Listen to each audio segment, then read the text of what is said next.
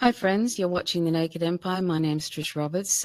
This week we have John Prysner with us. Last week we had a few audio problems, so we decided it's a very important topic, so we'd try again tonight, and I think we might have less issues tonight, so that's really great. I'll just read you a couple of quotes from Julian Assange, well actually one from Julian Assange on Twitter last week. He said, "South Korea is China's Cuba. By provoking conflict with the North, US is creating cover to place THAAD, etc. on China's border. Is the ultimate goal to get US nukes into South Korea? If so, expect China to act. It has plenty of economic and military levers." And I read recently that the ex-US Army official and warmongering Fox News pundit, Ralph Peters, is openly calling for a US preemptive strike on the Dprk, which would kill millions. He said, "Better 1 million dead North Koreans than 1,000 dead Americans." And General Curtis bombs away LeMay during the early 50s, flippantly talked about how in 3 years they killed 20% of the population of Dprk. And during North Vietnam, he said that he wanted to bomb them into the Stone Age. So that's really charming. Anyway, so here's a little bit about John Prysner. He is an organizer with the Party for Socialism and Liberation. He's also organizer and member of the A.N.S.W.E.R Coalition and currently running for State Assembly in California Assembly District 51. The A.N.S.W.E.R Coalition was founded in just 3 days after the September 11th, 2001 attacks. A.N.S.W.E.R stands for Act Now to Stop War and End Racism. Initiated a massive U.S. anti-war movement opposing the U.S. Invasion of Iraq in the months prior to March 19th, 2003. John does audio editing, mixing, and music composition for the Empire Files. That's a great program if you aren't aware of it. And has been a musician and transportation worker for over 10 years. He has a bachelor's degree from the Florida State University Studio Art and a Full Sail University music production. He's currently a member of Cadena Records based in LA and uses the stage name Anahedron. So I'll just bring John into the screen. Hi, John. How are you? Hey, great. How are you?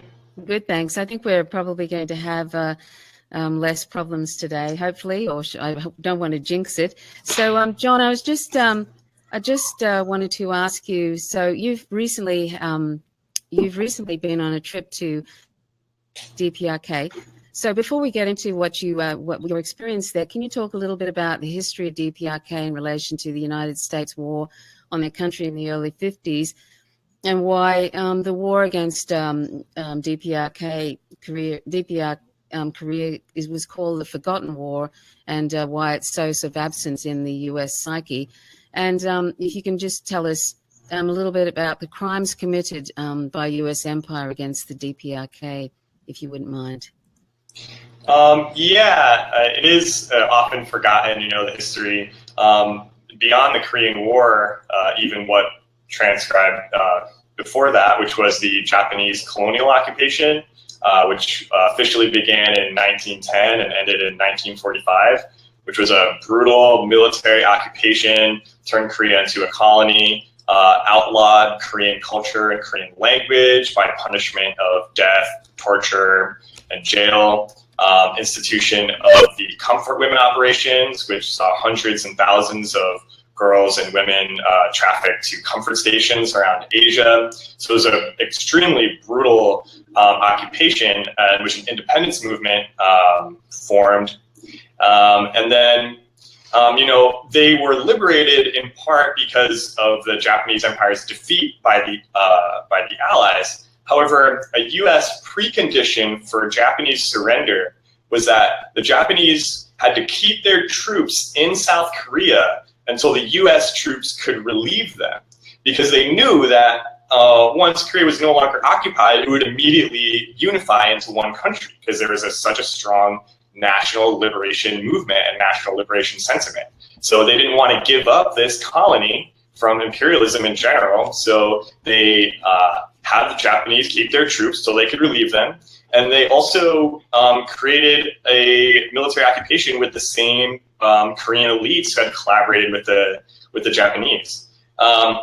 So the conflict never really ended at that point. So the Japanese were just replaced by U.S. imperialists. There's all kinds of skirmishes at the border and massacres that the U.S. committed against villages and different back and forth fighting. And then when the UN authorized a full-scale war, U.S. and allies started carpet bombing. Within the first year, no building over 1 story was left standing. And the most common complaint from pilots was that there's nothing left to bomb.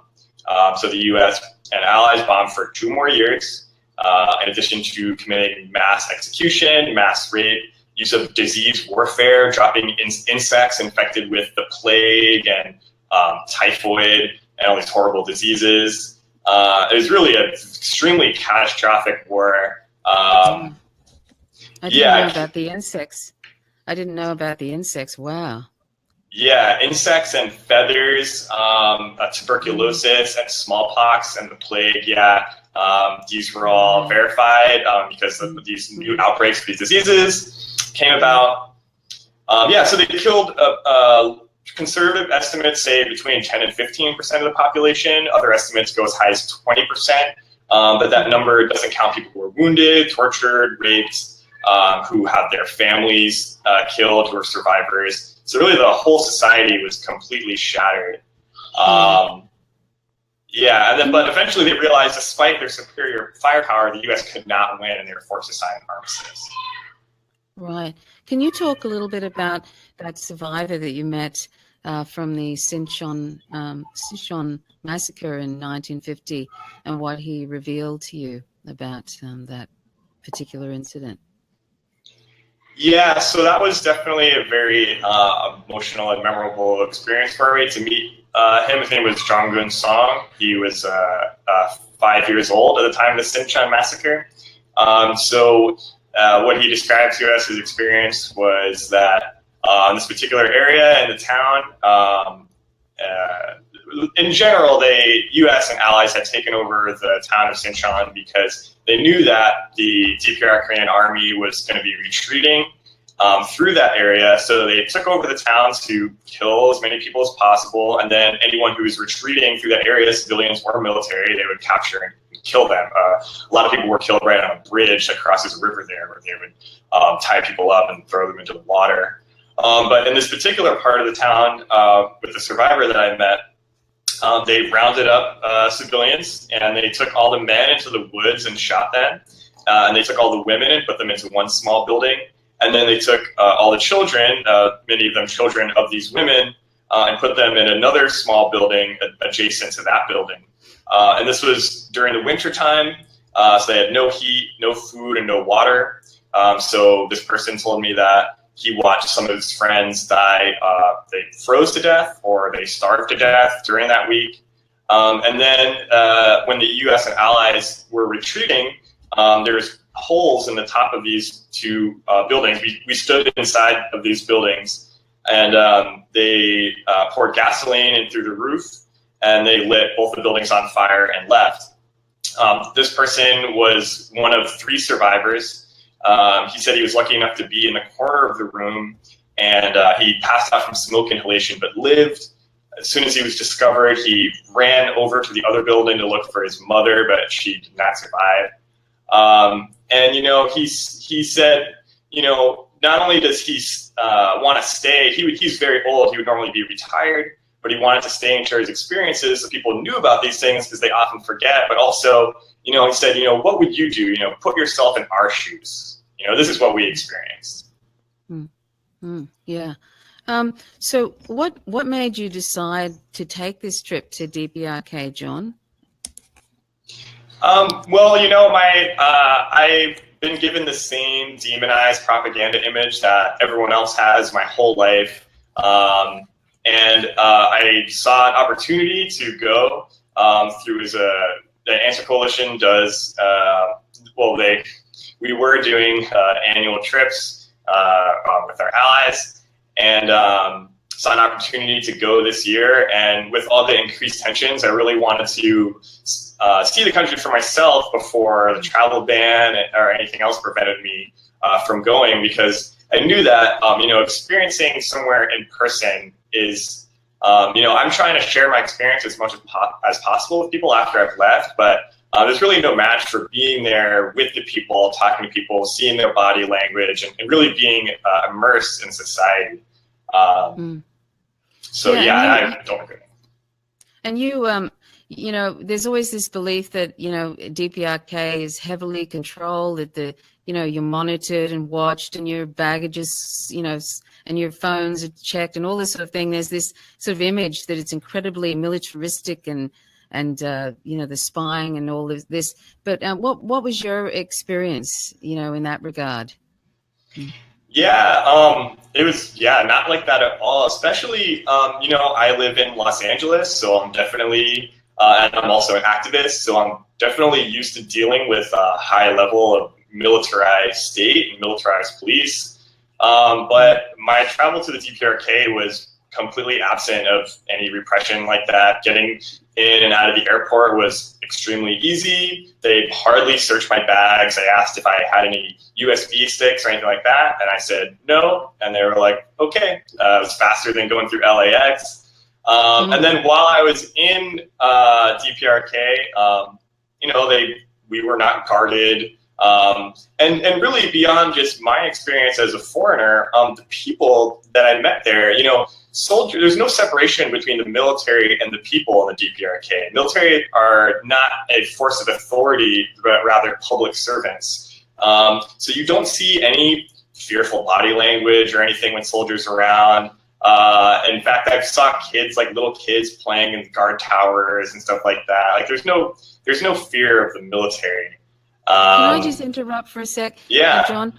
Isn't that it's so interesting you say that, because I mean, in the West, all we tend to see when it comes to North Korea is so DPRK is we see these images, really militaristic images with the nuclear weapons being paraded through town and all of that sort of thing, and that's all we see, and that's what's so scary, is how we are so indoctrinated about not only North Korea, but the Middle East. I grew up in the 60s and 70s, and all you see decade after decade, even with the Middle Eastern images, is people waving guns around in the air and things blowing up.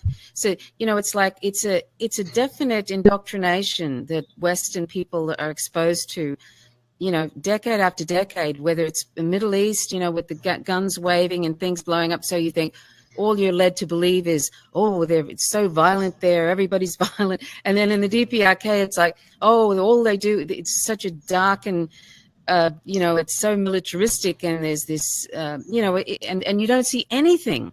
And we'll get to that in a second about what your experience was, and your experience in DPRK when, on your extensive tour of it is very similar to Ava Bartlett, who is an on-the-ground journalist in Syria, and it's very comparative, her experience. But anyway, so when you say that the army or whatever is people they're not afraid, it's just so counter to everything that we're showing, in the media and stuff, and that's scary.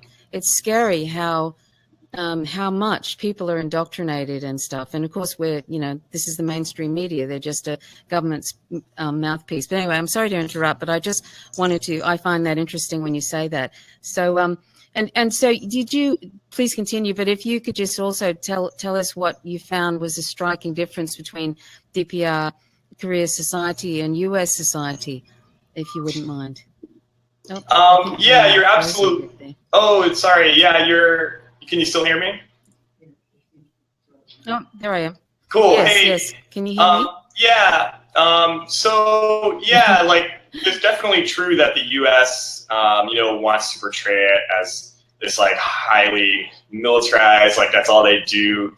Because showing all and there's lots of great reporting that's been done and media that's been put out. They don't want people to see all these pictures of kids at the zoo and at the museum and having a good time and all the dancing. There's like a very vibrant and rich and diverse cultural society with art and music, and there's lots of artists and musicians. People's needs are met. So, that kind of stuff, anything that would humanize these people and, sort of undo the othering, that's been done, that, is pushed on the populace in order to, cause us to accept, like the quote you read earlier, better a million dead Koreans than 1,000 dead Americans, it's so fascist and atrocious, that these people are just these brainwashed, they're not really human, and so it's very important that we, counter that, because it's absolutely not true. And so like striking differences to me, it's and a lot of the societal organization has to do with how it is structured, and actually the government has a lot less to do with the actual operation of day-to-day society than people probably imagine, even less than we do here. In fact, like the town. Go ahead. I'm sorry, John. We seem to be getting audio problems from your. It's a sort of staccato kind of audio. Oh no. I'm not sure why. I hope it doesn't continue, because it almost happened at the same time, or we were 30 minutes into the last conversation, and it's but I don't know. I think you're not your image isn't sort of jerking, so I think it might be okay. So sorry to interrupt you, but I thought we might have some sort of a problem there, but it looks like it might be okay. Sorry, can you hear me clearly now? That's okay. Yes, no, that's good. Okay, cool. Yeah, I was just gonna say that the government actually controls a lot less than people imagine. Like, people have value in their community, and they work together. Like, we went to A.N.S.W.E.R, which is like a co-op farming town that's completely run as an independent, autonomous farming community where the farmers decide what and how they're going to grow what they grow. They control all the operations, and then all the federal government does is takes a percentage of the rice when they harvest it. There's no like troops guarding them or anything like that. It's just people living in a town and working together as a community. And people welcomed us into our home, and the farming family that welcomed us into their home, they would normally have been at work during that day, so all their neighbors, pitched in to work a little bit more so that they could host us, which is, I thought, really sweet. That is, it's great. John, I was just wondering if you might be able to, you mentioned that the North Korean people, they don't really have any sort of animosity towards U.S. citizens. They're aware of what the government is doing, and they've had that awful history which is very embedded in their psyche, the dreadful crimes against them in the Korean War. And but they don't really have any sort of wish to harm U.S. citizens, and that's the impression that you got.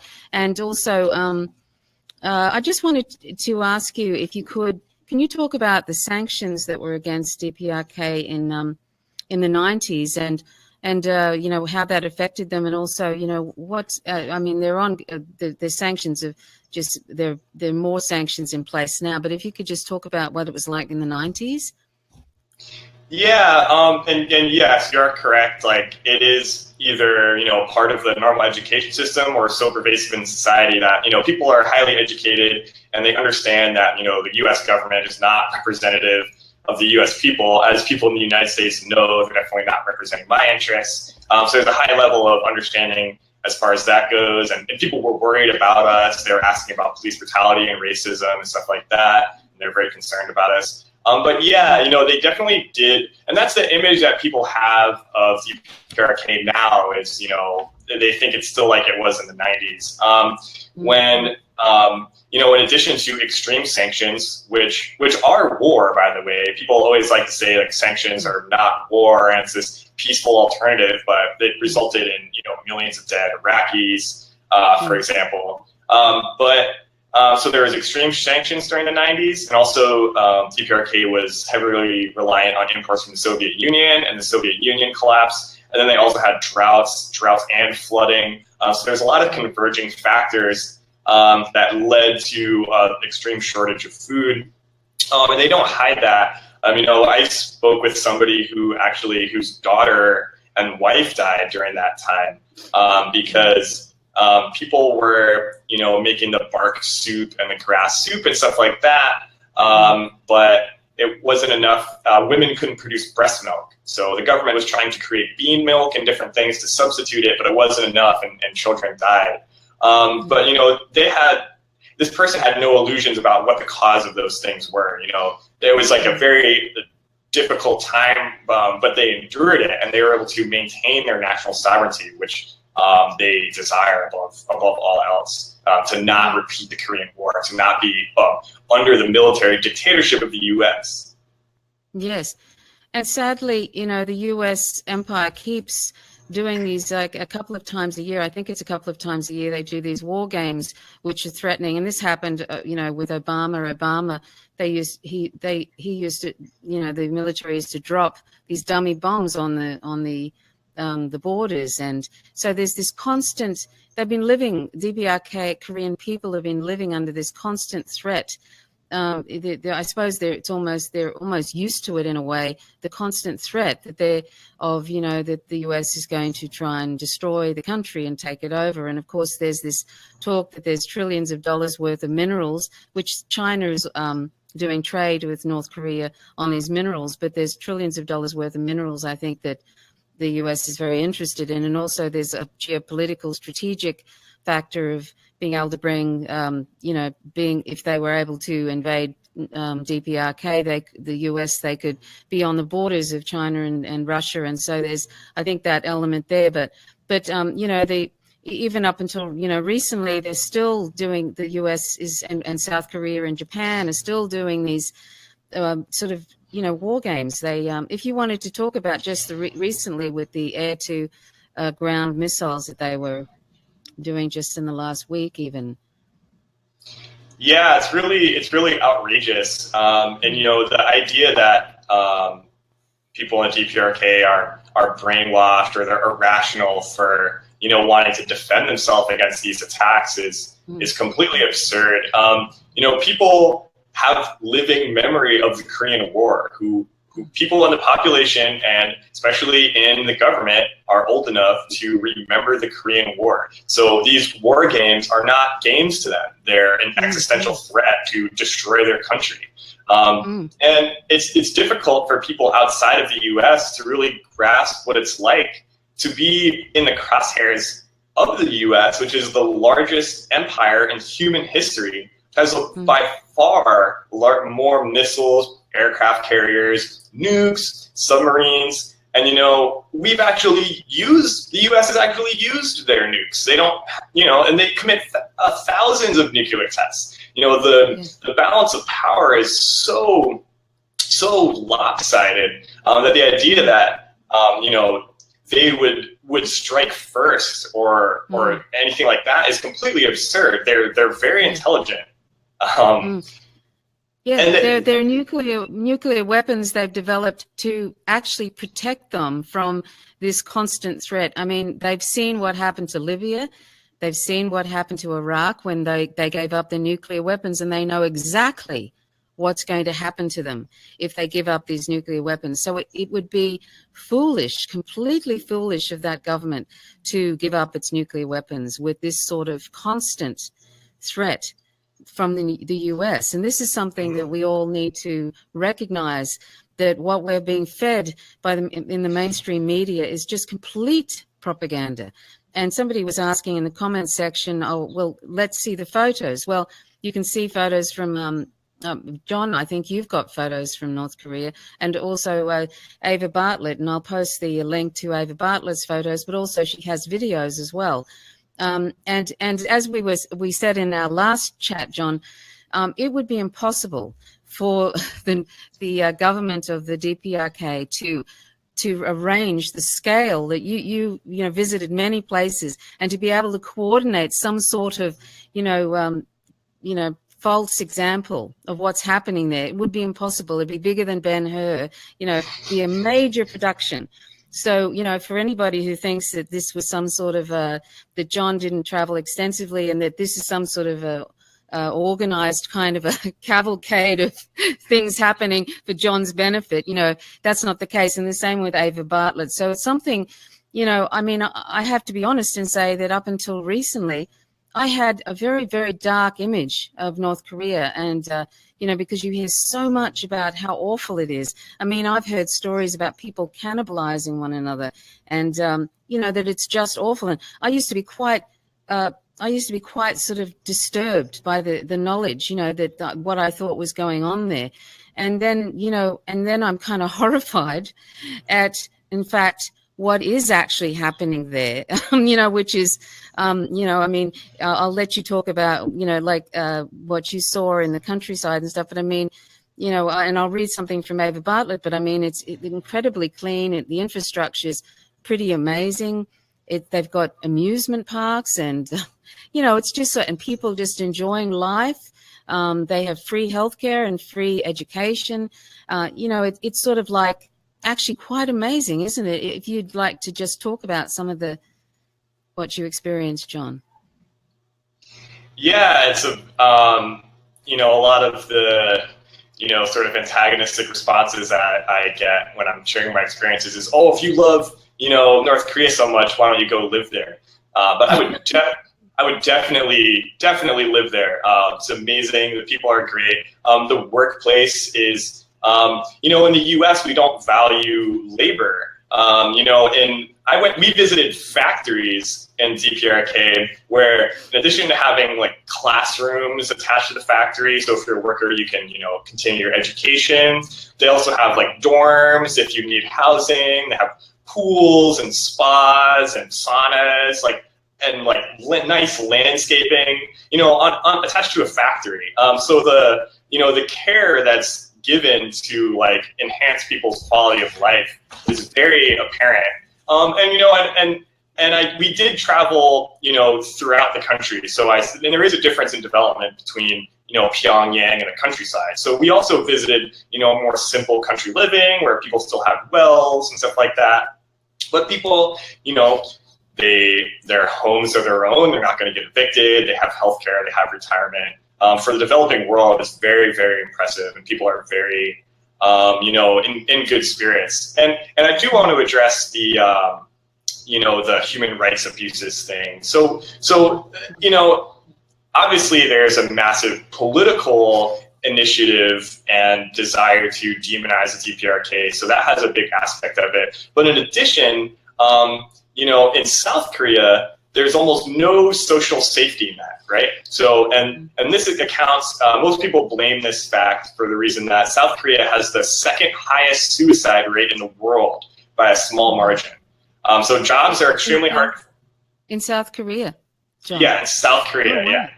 Yeah, okay. It's actually because it's a super capitalist, basically a military dictatorship. So defectors from the north, when they go to the South, they often can't find work and are forced into prostitution or webcams and stuff like that. But journalists and, right-wing radio talk shows there offer, large amounts of money for them to give their juicy defector stories. And the crazier and juicier and the more you're willing to go on camera to tell your story, the more that you get paid.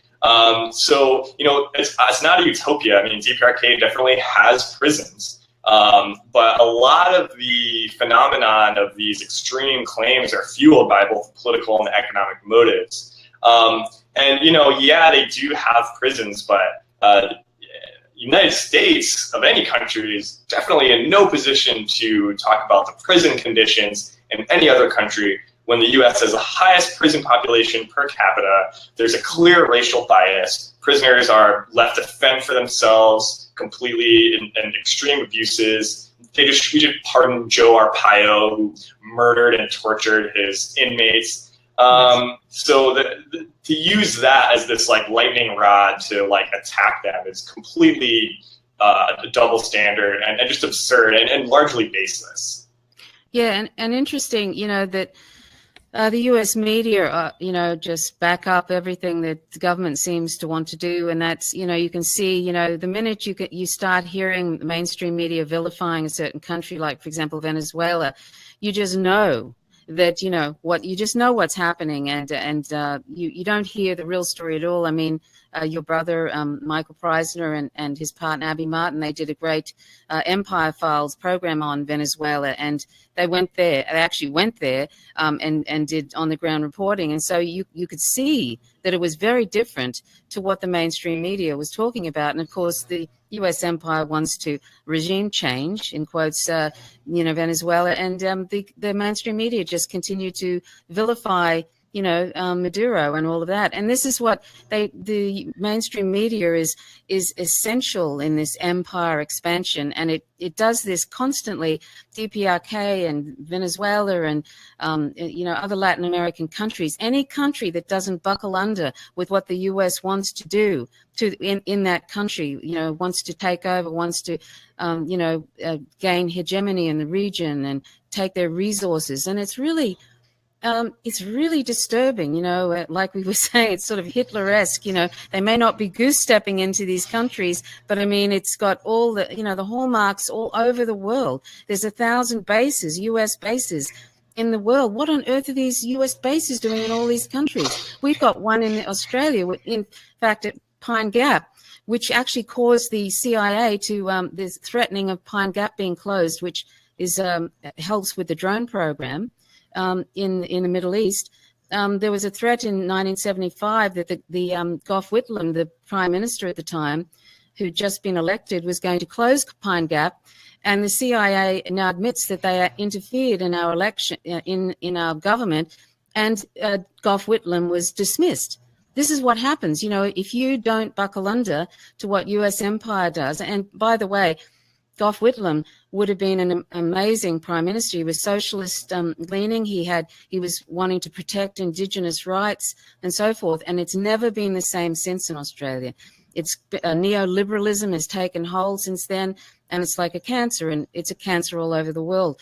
But yeah, I just you know, I just wanted, you know, to expand on what's, you know, the sort of the propaganda about DPRK is convenient to vilifying, objectifying, otherizing that whole nation, so that then the U.S. can just easily, just like that, go in there or drop a nuke and destroy the whole country. Because, you know, this is, you know, if you otherize anybody enough, the you know, the U.S. citizens kind of you know, indoctrinated into believing these people are like that. They're not normal, and we can do whatever we like. So it's a very disturbing phenomena globally, what's happening. And we might talk a little bit about, you know, when we were talking earlier, just before this program, you know, where this is, how this is going to end. But anyway, so I just wanted to, I suppose, is there anything else that you wanted to, and you know, I don't know how many times you've probably been called an apologist for DPRK. At this point, I'm sure that it's been a lot. I mean, there's somebody probably even in the comment section is sort of in disbelief, but we'll post some photos and stuff, and people need to open their minds with what they're being fed, really. And it's so important. I hope that people share this, you know, this interview of John's, because the more we get this information out there, the more we can hopefully counter this very, very dangerous mainstream media propaganda that leads to the deaths of millions, like what happened in Iraq. You know, look at Iraq, 1 million dead civilians later, because the mainstream media lied, just lied and promoted propaganda about that, which led to the illegal invasion of Iraq. But anyway, so if there's anything else you wanted to say, John, about DPRK, and then we might talk about the A.N.S.W.E.R Coalition that you're involved in. That'd be great. Yeah, I did. I just real quick did want to touch on like your analysis of the media, which is absolutely true. You know, I think that.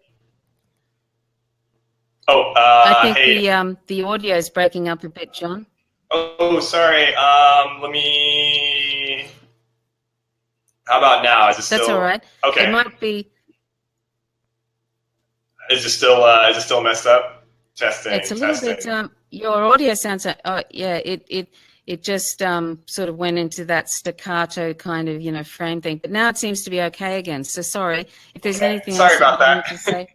Yeah, we have low quality internet infrastructure here in the United States, so I apologize about that. But yeah, it's really important to watch what the mainstream media is doing, because in this country, the mainstream media is controlled by whoever has the most money. So it's vital that people like yourself are continuing to counter this narrative, because whenever we see the media acts as a tool of the U.S. empire, and while they're drumming up these fears about enemies of the U.S. like Cuba and North Korea, they have no problem with horribly oppressive regimes like, say, Saudi Arabia, who will chop your head off for protesting or being not heterosexual. So the double standard is sharp. So we need to definitely follow what the media is doing. And I'm not sure if you all are aware right now of the recent attacks by the Department of Justice on the freedom of the press in this country, whereby RT America and Sputnik have been served by the Department of Justice, saying that they need to register as agents of a foreign power, which media companies are generally exempt from this. But now have to. Is that recently, John? Yeah, it happened within the last couple days.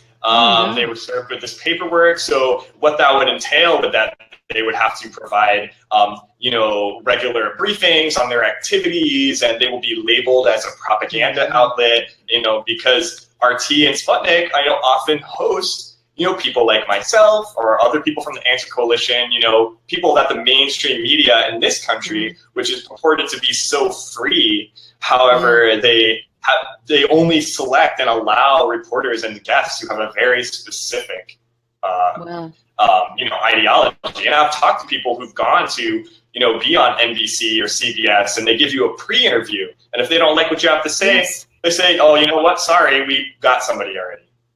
That's exactly right. Yeah, they do a pre-interview. Exactly. Isn't that amazing? And you know what's so sad is that RT and also Telesur, that's another group that the US is trying to vilify. Telesur, but I noticed that I've lost my train of thought. But basically, I've noticed that RT tends to have all these programs like On Contact with Chris Hedges, and there's other programs that are all actually presenting information that the US public needs and should be on CNN and MSNBC and all those, and Rachel Maddow and all those sort of things. It should be on there, but it's not. It's actually RT is doing the job of US mainstream media, which is just sort of outrageous. And that is why they are, like you just say, I mean, Goebbels would be proud. Truly, Goebbels would be rubbing his hands together. But anyway, that's really frightening, that information. I wasn't aware of that. So, wow, that's really, really scary. And it would be, I don't know, where could it go from there if they're calling them, what could they do? Cut them off? Or? I mean, it's definitely going to affect, it's kind of unfolding right now, and they're trying to fight back because it's really unconstitutional, it's a media outlet, so it's really baseless. So it's hard to say right now in this preliminary phase, but it's definitely going to feed into already the attack by also our unaccountable private corporate infrastructure like Google, who has been proven to be lowering the priority of left-wing and alternative media sources and suppressing that information, which is a totally unaccountable, zero public control over that, but it has major impacts on our life. Exactly, yeah. So do you think that, but by the way, just before we end our sort of talk about DPRK, do you think that you might be returning there again, or you think might be a while before you go back? I'm glad you went. I think that's terrific. It's really great. Yeah, I'm really glad to have gone. I really do want to return. I made a lot of friends there that I want to see. And we're interested in fighting the ban on a legal level because it is an illegal ban, freest country on earth, and here you must stay, kind of thing. So I definitely would love to go back. And just to address the doubters of what I experienced real quick again, we traveled, I traveled with a South Korean who's been to the DPRK over 100 times. We went with the people who accompanied us were not tour guides by trade, but associate professionals. We traveled everywhere by car, all from Pyongyang, all the way south, all the way west and north of the mountains, all by car, passing thousands of people. We definitely got an up-close image of what the society is like. I definitely want to go again because, yeah, I just really enjoyed it. I thought it was beautiful, and I was really shocked, and it's so clean too. It's amazing. So now we might talk a little bit about the A.N.S.W.E.R Coalition, and I actually saw I forget his first name. Becker is his last name. I saw him talking about North Korea on another show, Crosstalk, which is on RT, which is a very good show. That was very interesting. But if you could just talk about the A.N.S.W.E.R Coalition and what your aims are, and what the future holds for that sort of thing. Yeah, like you stated earlier, the A.N.S.W.E.R Coalition was formed 3 days after September 11, 2001, with the massive upsurge of anti-Muslim bigotry and the war drums were beating. An A.N.S.W.E.R Coalition is a broad coalition. It's not a political party. It's open to anyone who's willing to stand against war and racism. We've, been having a lot of success, and, obviously you've seen, the demonstrations around the Iraq War and stuff like that, but we've continued to, stay extremely active. And I recommend, Brian Becker is, I believe, who you saw, and he actually has a show on Sputnik called Loud and Clear, which has been extended to 2 hours now. It's on I think it's kind of funny. Brian Becker and Eugene Puryear, also ally of ours and A.N.S.W.E.R Coalition, they both have shows on Sputnik that are excellent. And I've also been able to get onto the radio in Washington, D.C. And this happened like right before these attacks on RT and Sputnik. So I thought that was kind of funny, now that they're reaching a wider audience, because they're bringing this so needed progressive media outlet. Absolutely. But yeah, in general, A.N.S.W.E.R Coalition's been really glad to be a part of the work that we're doing. Yeah, that's really excellent, and so desperately needed a real anti-war movement. That's something that Ajama Baraka from Black Alliance for Peace talks about. If one calls themselves any sort of progressive, one has to care about what U.S. empire is doing to brown people overseas. If one is anti-racist, one has to care what U.S. empire and allies, my government included, are doing overseas, and using like a poor draft also, which are often black people being drafted to then kill other brown people overseas, poor people. It's sort of like, it's so wrong. And that's why social equality needs to happen, so that there isn't any of the, there isn't this poor draft sort of thing happening. But yeah, it's like, we have to, if we're truly say that we're anti-racist, then we have to be involved in the anti-war movement, don't we, John? It's just like, it has to be, it's a thing. It has to be. Yeah, we have in this country, in the U.S. imperialist nation, we have white supremacy at home and we have white supremacy abroad. That's why it's act now to stop war and end racism, because the racist ideology that's perpetrated by, what many veterans have told me from their chain of command, from their commanders, is a fundamental tool to other and demonize the people that we're killing in order to feel like it's okay. Absolutely. And I won't talk much about it now, but I was just watching a program, actually one of Empire Files with Professor Gerald Horne, and he was talking about how white supremacy has basically been inbuilt into the whole system from the founding fathers, who are all either slave owners, one of them had a huge amount of slaves, and they, and how, the American, right from the start, there was this resistance against the ending slavery. George Washington, all those people, they didn't want slavery to end. This is something I don't think many Americans know. And this is right from the start. So it's all sort of, and they also didn't want the taking of indigenous Native Americans' land either. They wanted to continue to take it. And England didn't was sort of against it up, and they resisted, and that caused the American Revolution. It was a counter-revolution.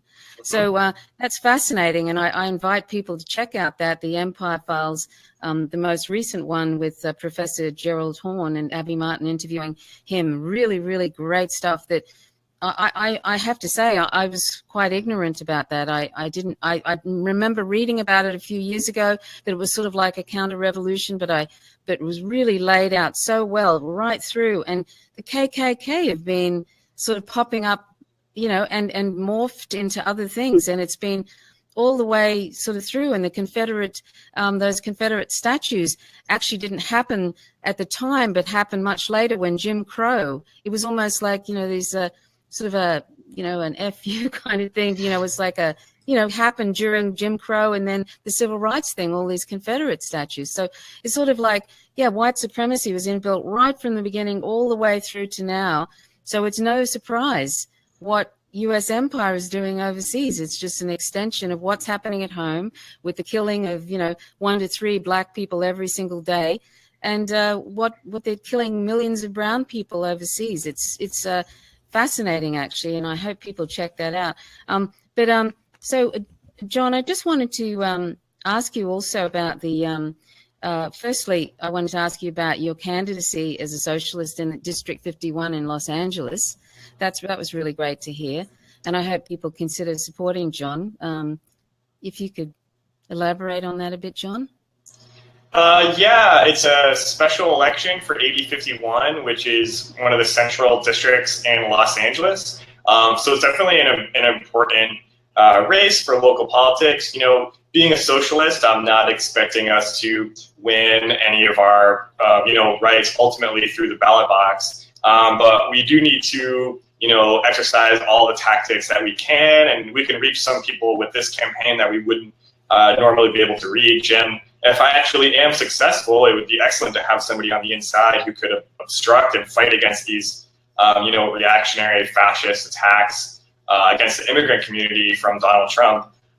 So it's been really interesting. I've learned a lot. It's getting a lot more involved in local struggles and learning about them, firsthand, doing outreach and stuff for the campaign. So it's been really interesting. They're all Democrats who are running, and one Libertarian, and then me. So right, and John, socialism and communism has been demonized so much, hasn't it? In the particularly in the U.S., it's sort of like this, just absolutely awful. I mean, I remember seeing a poster even of communism where there's fire and it was like something in hell, and people have been actually executed that were so it's sort of like in the psyche, I think, of a lot of Americans, it's almost like this socialism is just wrong, so wrong. You know what I mean? Which is sad, because it's absolutely they're going against one's best interest, really. You know what I mean? Because it's for the people. It's not about the small 1%. It's for the people. So it's so sad that people are, bucking against that. When it's something that's for everybody. I don't know. I think that's really sad. But I wanted to just also talk, John, about the People's Congress of Resistance in September 16th to 17th that's coming up, and you might like to talk a little bit about that. Yeah, I'm very excited to be attending the People's Congress this weekend. It's an initiative to, sort of unify all these amazing outpourings of grassroots resistance that we've seen in recent years, be it Black Lives Matter movement, the No DAPA movement, immigrants' rights struggle, LGBTQ rights struggle, all these things that are courageously struggling, but, we all have a common oppressor. So unity is important now more than ever. And then the goal of the People's Congress is to create a body where these grassroots resistors can unite and, chart initiatives and a program and a way to resist in a unified way to create a pole of power separate from the U.S. Congress. Because the U.S. Congress, doesn't represent us. Their interests are not our interests. They have healthcare. They have clean water. They have clean food. They don't. Our lives are of no consequence to them. So we need our own representation. The People's Congress is a way to do that. So it's been very exciting. We've got a lot of great speakers. There will be some live streaming going on. I don't have links for any of that stuff yet, but keep an eye out. Go to congressofresistance.org to go to the website, and you can also find us on Facebook, People's Congress of Resistance. There's a lot of great speakers, and you can see the list there. But it's very exciting development. I'll put a link in the comment section, John. That sounds really great. Well, John, we might wrap it up now. Is there anything else that you wanted to say to add to this conversation? No, but just thank you so much for having me, and it's so important that we continue to counter the propaganda that's coming from the U.S. empire. So I encourage everyone to continue to like and share, yes, alternative media outlets like this one, and really, read between the lines when it comes to mainstream media. Really, yeah. Well, thank you so much, John. It's been a pleasure, and I'm so glad that we only had a few little audio issues today. That was you just never know with this sort of these particular media things if it's going to happen. Anyway, thank you so much, John, and I hope everything goes well at People's Congress, and maybe in a while we can maybe in a couple of months or something we might even be able to talk about that.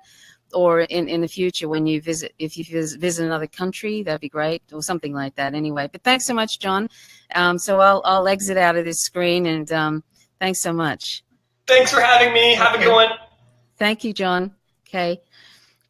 So people, so everybody, next on Friday, only a couple of days away, I'm going to be speaking with Dalia Wasfi. And Dr. Dalia Wasfi, and we're going to be talking about a little bit more about white supremacy and about Islamophobia and foreign policy, U.S. foreign policy in the Middle East. The white supremacy issue might be very, very interesting. I think you'll find it interesting. I want to thank you all for joining this particular conversation, and please share it as much as possible because it's so important. And if you could also share Ava Bartlett's information, I'll post a link to some of her photos from Dprk. It's so important that we know what's happening.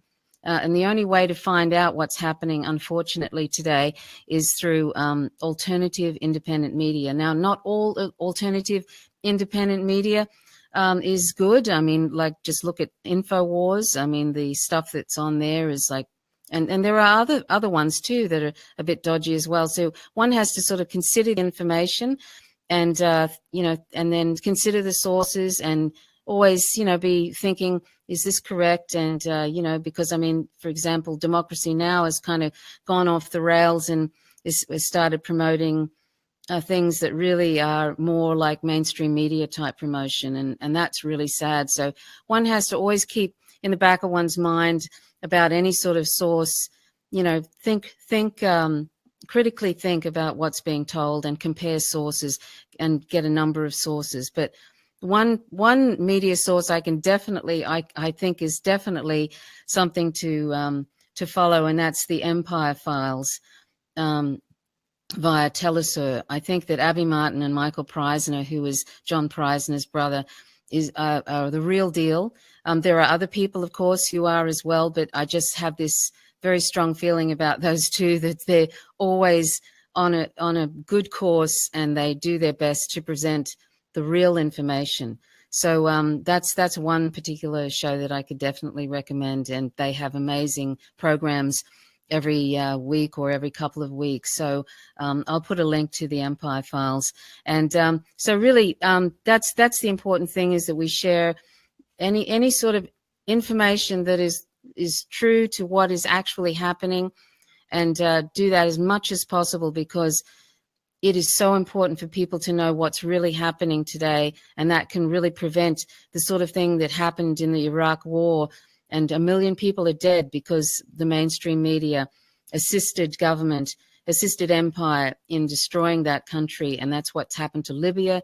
That's happened over and over and over again throughout the decades with U.S. empire, vilifying certain countries, having the media help them do that, and then destroying those countries for hegemony and resources. So we have to really do our best to counter this terrible propaganda, and it really is propaganda that is being put out by mainstream media now. So it's up to all of us to do that, and it's up to all of us to join in this anti-war movement, because if we think it's not, and this is not the reason to do it, but if we think that this isn't going to come back to visit us in our own countries, and it is in the US, we are gravely mistaken. So even in a selfish sense, it behooves all of us to join the anti-war movement, because what's happening overseas, it's happening in other countries to brown people, eventually will come back to home. So even in a selfish sense, but of course, you know, if we're in any way being true to anti-racist positions, we have to care about what's happening in other countries, in the Middle East, etc. So anyway, that's really all I wanted to say. I hope that didn't sound too preachy. I just think this is so important. That's one of the reasons I started the Naked Empire thing. And everybody should try and start their own blogs and vlogs and everything else to disseminate information. Anyway, that's all I wanted to say. So in a couple of on Friday, 9:15 p.m. Eastern Daylight Savings Time, Dr. Dahlia Wasfree will join me. So I look forward to your company then. Thanks so much for watching. Till next time, this is Trish Roberts from the Naked Empire. Bye for now.